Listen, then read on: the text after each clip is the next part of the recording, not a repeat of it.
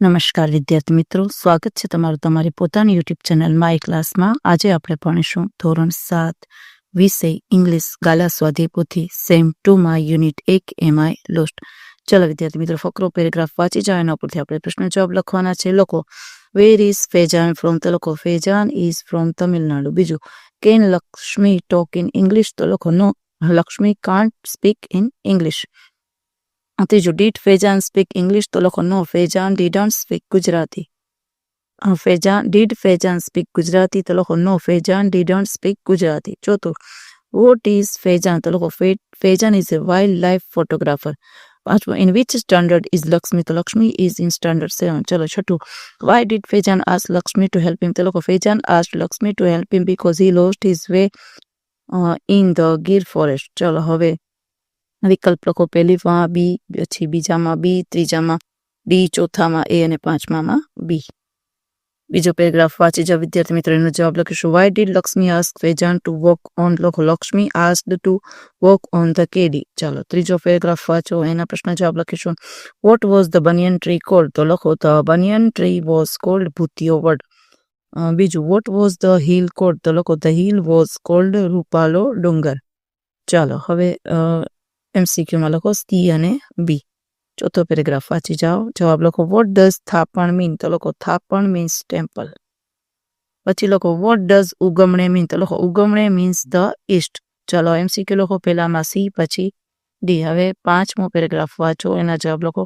Vote was the name of the pond, તો લખો the name of the pond was Dudhiyu Talav. બીજું, where did Lakshmi leave, તો Lakshmi leave in kuba. ત્રીજું, is Lakshmi afraid of lions, તો લખો no, Lakshmi is not afraid of lions. ચોથું, whom do the people of Gir love, તો the people of Gir love the lions. હવે MCQ લખો, પહેલામાં એ પછી બી પછી સી અને ડી. છઠ્ઠો પેરેગ્રાફ વાંચી જાઓ, એના પ્રશ્ન જવાબ લખીશું. પેલું, did Faizan visit Lakshmi's house, લખો yes, Faizan visited Lakshmi's house. બીજું, where did Faizan go from Gir, Faizan went to the Junagadh from Gir. ચલો MCQમાં પહેલામાં એ અને બીજામાં સી. પછી લખો બીજું, information about Gir national park Gujarat, તો લખો પેલું, what is the best time for sighting the lions, તો લખો the best time for sighting the lions mid October and June, November and February is the best time sighting for lion. લખો બીજું, what is the area of the Gir national park, તો લખો the area of the Gir national park is 1412 kilometre. ત્રીજું, when was the Gir national park established, તો લખો the Gir national park was established in 1965. ચલો હવે લખો, પહેલામાં બી, બીજામાં લખો સી, ત્રીજામાં એ અને ચોથામાં ડી. ચલો હવે લખીશું બીજા પેરેગ્રાફનો જવાબ. Vote is the main attraction of the Gir lion park, તો લખો the main attraction of the Gir national park is Asiatic lion. Which is the nearest town, તો લખો Veraval is the nearest town. ત્રીજો, how far is the Gir national park from Amreli, તો લખો the Gir national park is 60 kilometre પર from Amreli. ચોથું, how far is the Gir national park from Junagadh, તો the Gir national park is 65 kilometres from Junagadh. ચાલો હવે લોકો MCQમાં બી, ડી, બી, C. ત્રીજા પેરેગ્રાફમાં લખો હવે, how many rivers are there in the Gir jungle, name them. There are 7 rivers in the Gir jungle, Hiran, Shetrunji, Dattatri, Singoda, Machundri, Godavari and Raval. બીજું, name any 2 temples in Gir, Tulsishyam and Kankai. ત્રીજું, name any 2 nes in Gir, Jambuthala and વાણિયાવાવ.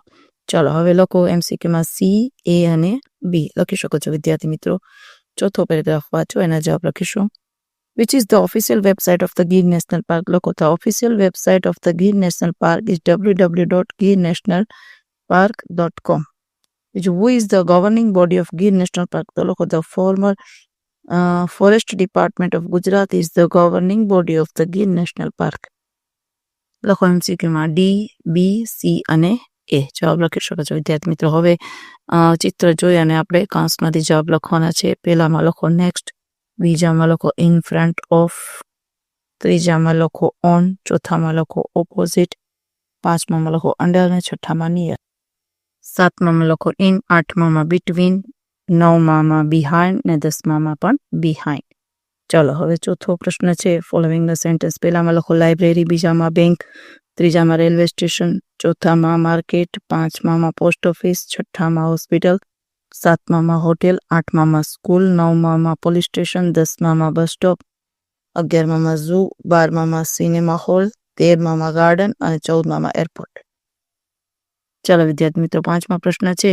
આ મેપ જુઓ અને એના ઉપરથી આપણે નીચે પ્રશ્નના જવાબ લખવાના થાય છે. પેલો, the hospital is opposite the airport. True. The town hall is between the library and school. તો કે false.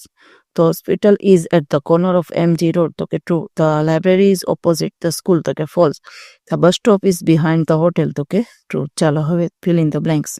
પહેલામાં લખો at the corner of, પછી near અથવા in front of, પછી behind, પછી near, પછી in front of, પછી between, પછી opposite, પછી next to, પછી opposite અને near. પ્રશ્ન નંબર 6 જુઓ. પહેલામાં લખો go straight, પછી left turn, પછી turn right અને it on the right, પછી it on the left. ચાલો વિદ્યાર્થી, સાતમા પ્રશ્ન છે. એમાં લખો પહેલામાં ગાર્ડન, બીજામાં મ્યુઝિયમ, ત્રીજામાં રેલવે સ્ટેશન, ચોથામાં હોસ્પિટલ, પાંચમામાં પોસ્ટ ઓફિસ, છઠ્ઠામાં બેંક, સાતમામાં ઝૂ અને આઠમામાં સ્કૂલ. ચાલો વિદ્યાર્થી મિત્રો, આજના વિડીયો લેક્ચરમાં આટલું જ છે. તમને વિડીયો ગમે તો લાઈક કરશો, તમારા મિત્રો સાથે શેર કરશો અને મારી ચેનલને સબસ્ક્રાઈબ પણ કરશો. આવજો.